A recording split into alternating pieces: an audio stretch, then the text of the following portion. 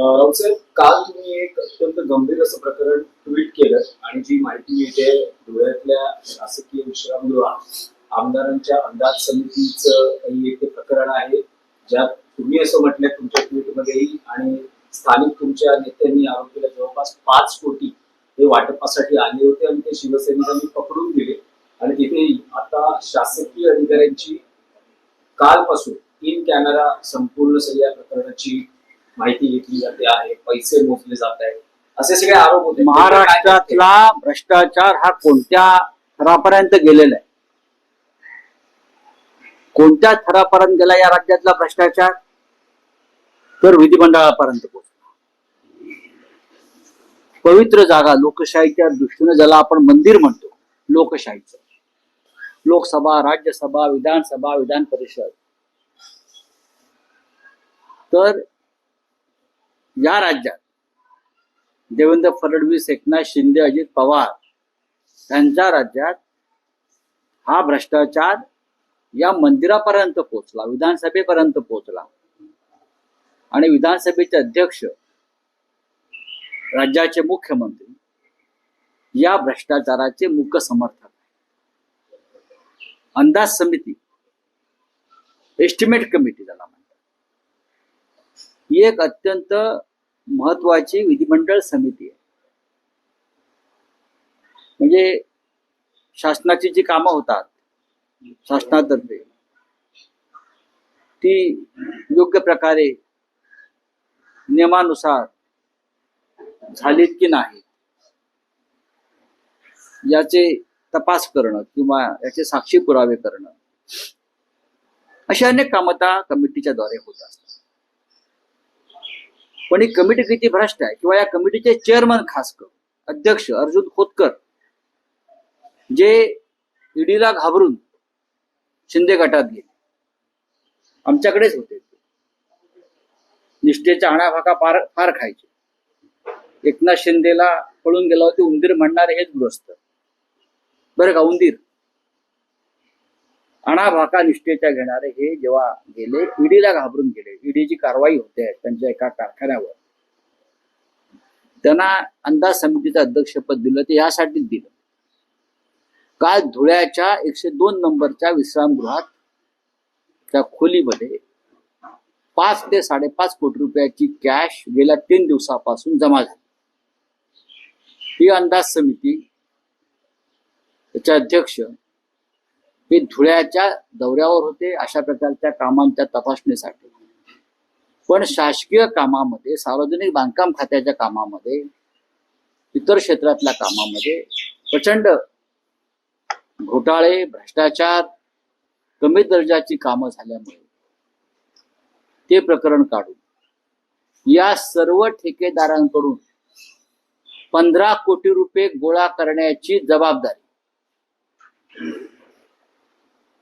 अंदाज समितीच्या अध्यक्षांना द्यायची जबाबदारी ठेकेदाराने घेतली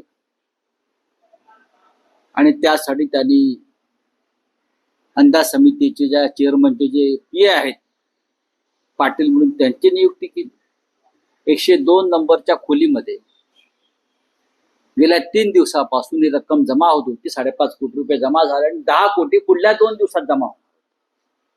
लक्षात घ्या, 15 कोटी रुपये अंदाज समितीच्या अध्यक्षांना देण्याचा सौदा झाला होता. 15 कोटी रुपये मी फार जबाबदारीने सांगतोय. 5.5 कोटी रुपये जमा झाले आहेत, 10 कोटी रुपये पुढल्या 2 दिवसात जमा होणार आहेत. नाहीतर सर्व ठेकेदारांना ब्लॅकलिस्ट मध्ये टाकण्याची धमकी अर्जुन खोतकरांनी दिली. सर्व ठेकेदारांना ब्लॅकलिस्ट मध्ये टाकून त्यांच्यावरती गुन्हे दाखल करण्याची शिफारस मी करीन,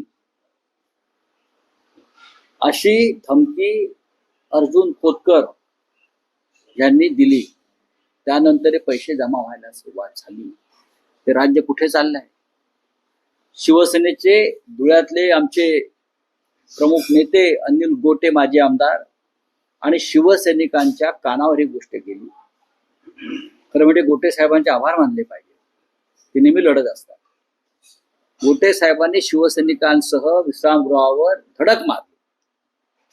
तेव्हा 102 मधले जे लोक होते, गोटे आणि शिवसैनिक येत आहेत ते कळल्यावर घाईघाईनं टाळ्या लावून पळून गेले.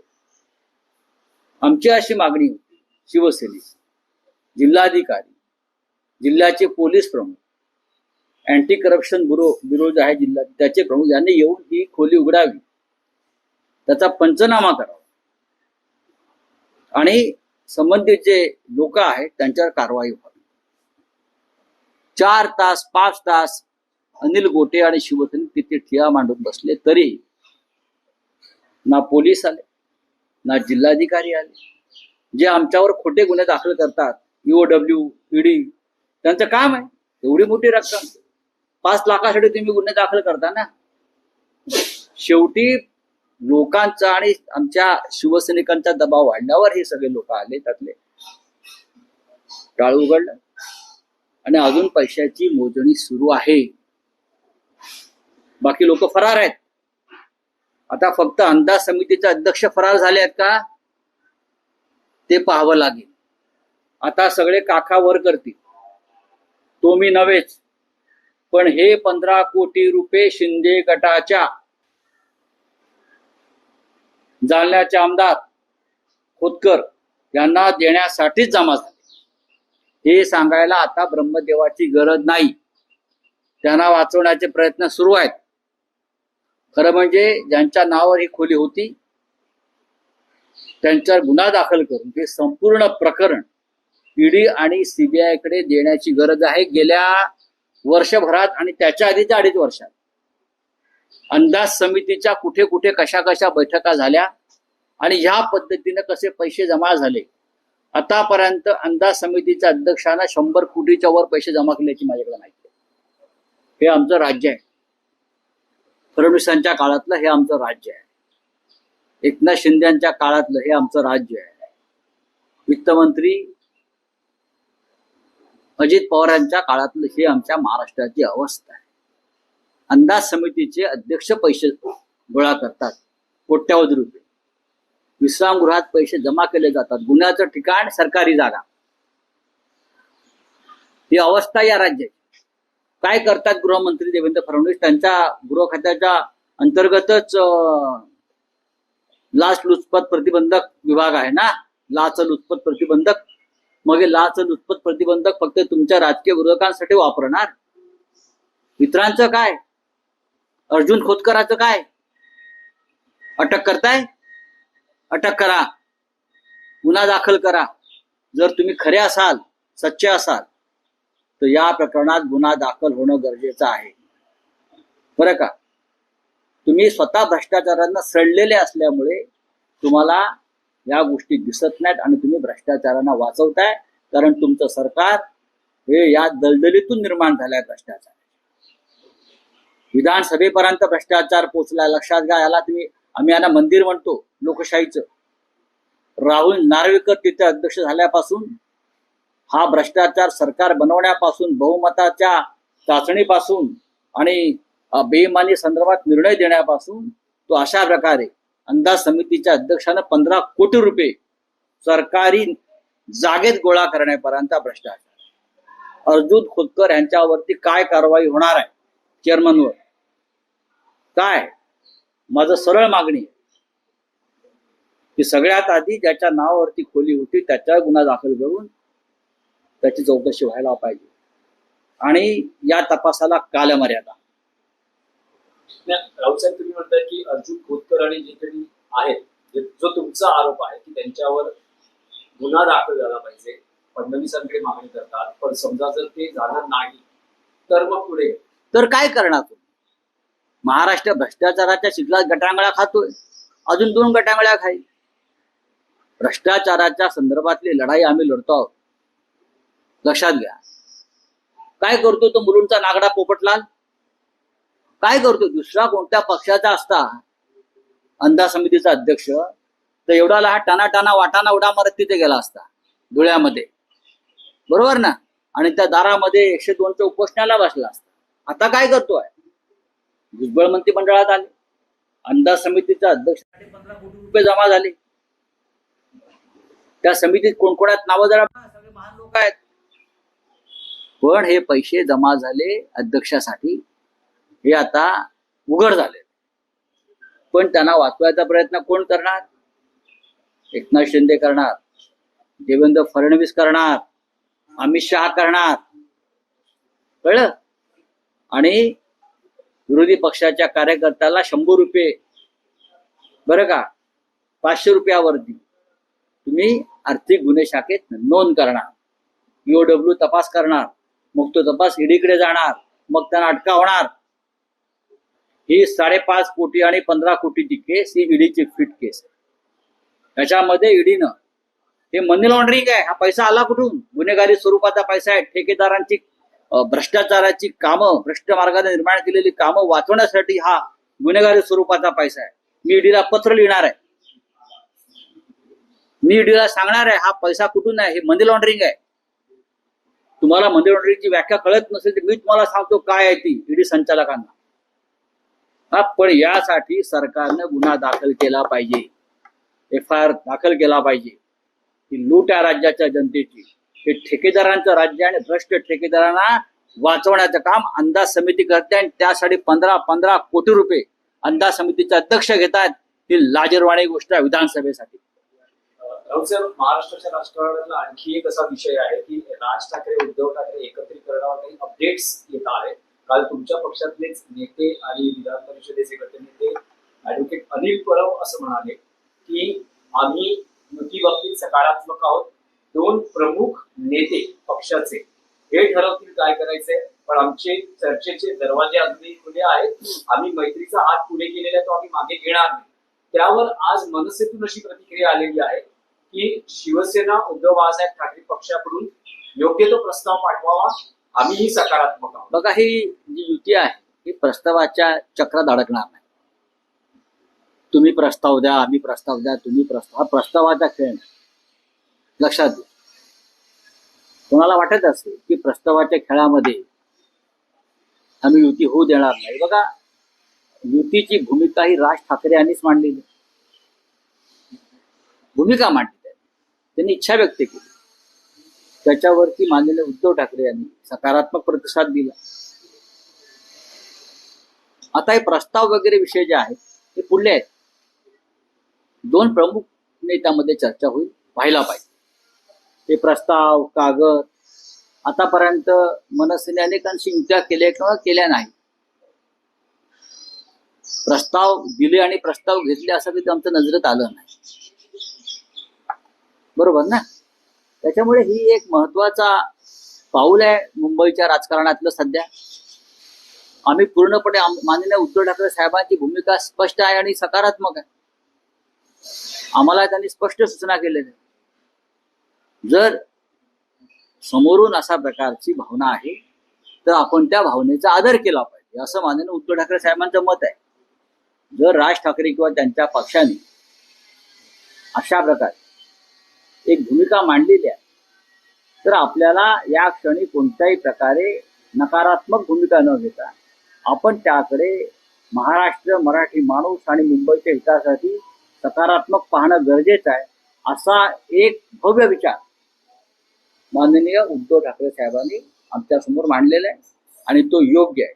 त्याच्यामध्ये एक कागदी प्रस्ताव, ठराव, डराव, बरं का, हे येत नाही. पण राऊतसाहेब, तुम्ही किंवा अनिल परब हे असं म्हणतायत की 2 प्रमुख नेते म्हणजे बोलतील. उद्धव ठाकरे आणि राज ठाकरे हे ठरवतील नेमकं काय करायचंय, हे दोघं चर्चा करतील. पण हे सगळं कधी सुरू होईल? होईल ना सर. आणि सुरुवात कोणाकडून? बघा, सुरुवात कोणाकडून? बघा, 2 भाऊ आहेत आणि 2 नेतेही आहेत. योग्य वेळी आम्ही त्या संदर्भात तुम्हाला कल्पना देऊ. बघा, पहलगामला 1 महिना झाला, पुलगावला 5 वर्ष होऊन गेली. दोन्ही घटनांमधले नराधम अजूनही मोकळे आहेत. अमित शहा हवेत बंदुकीचे बार उडवत आहेत. याला मारलं, त्याला मारलं, याला खतम केलं, याला धमकी दिली. ऑपरेशन सिंदूर यशस्वी झालं. ते यशस्वी झालं म्हणून 50 खासदारांना परदेशात पाठवलं. मूळ प्रश्न हाच आहे की आमच्या 26 भगिनींचं कुंकू पुसणारे, सिंदूर पुसणारे ते 5-6 भयंकर अतिरेकी कुठे? त्याचा शोध नाही, त्यांचं एन्काउंटर नाही, त्यांचा खात्मा नाही. 1 महिना झाला ना, काय करतोय आपण? मी वारंवार सांगतोय, अमित शहाचा राजीनामा त्यांनी प्रायश्चित घ्यावं ही आमची भूमिका आहे. एक ताजी अपडेट आहे. आता तुम्ही जे अर्जुन खोतकरांवर आरोप केलेले आहेत ते सगळे आरोप त्यांनी फेटाळलेले आहेत. त्यांचं असं म्हणणं आहे की हा माझा बदनामी करण्याचा अजिबात बदनामी नाही, अजिबात बदनामी नाही. कशाला बदनामी करू? 102 मधले 5.5 कोटी रुपये सहज जर गिळता आले असते तर अगदी सुरळीत पार पाडलं असतं. चोरी पकडलेली आहे त्याच्यामुळे बदनामी. चोरी पकडलेली आहे म्हणून बदनामी. चोरी पकडली नसती तर ढेकर दिली असती ना.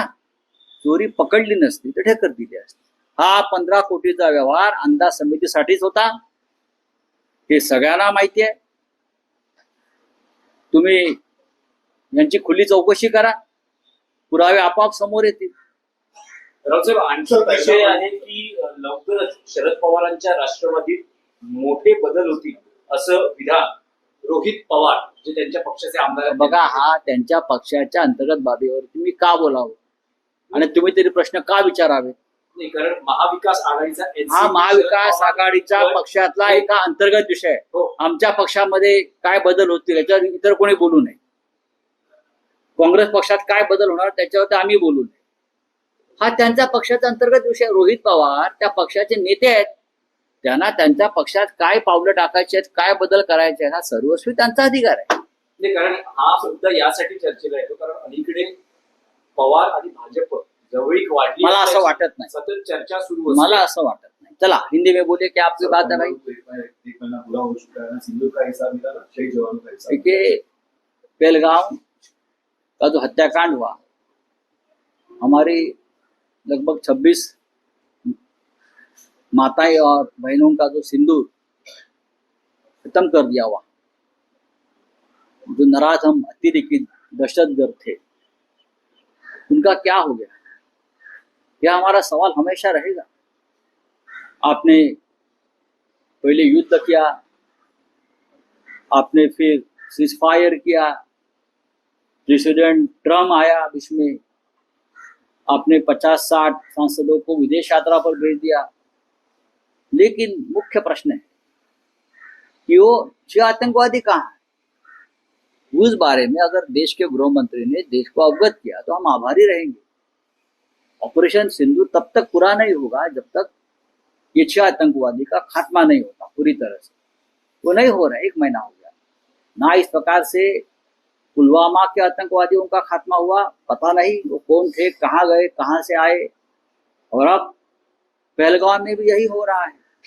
बस बड़ी बड़ी लंबी लंबी भाषण चल रहे. अब हमारे प्रधानमंत्री पहलगाम के ऊपर लोगों को कथा कथन करने वाले, क्या हुआ और हमने क्या किया. ये कोई देश का प्रधानमंत्री करता है क्या? चलिए, थैंक यू. सर, कांग्रेस के आनंद शर्मा है, डेलीगेशन की बात सपोर्ट कर रहे हैं, वहीं आज कांग्रेस का विरोध कर रही है. इंडिया से बड़ी स्टेट लगी इस बात को लेकर. बात ऐसी है, इसके लिए जिम्मेदार सरकार है. सरकार ने जिस तरह से डेलीगेशन का गठन किया है वो अपोजिशन में स्प्लिट करने के लिए किया है. उनकी मंशा साफ नहीं है, वो आतंकवाद से लड़ना नहीं चाहते. वो आज भी इस बहाने देश के अपोजिशन से लड़ रही है, उसमें दरार डाल रही है.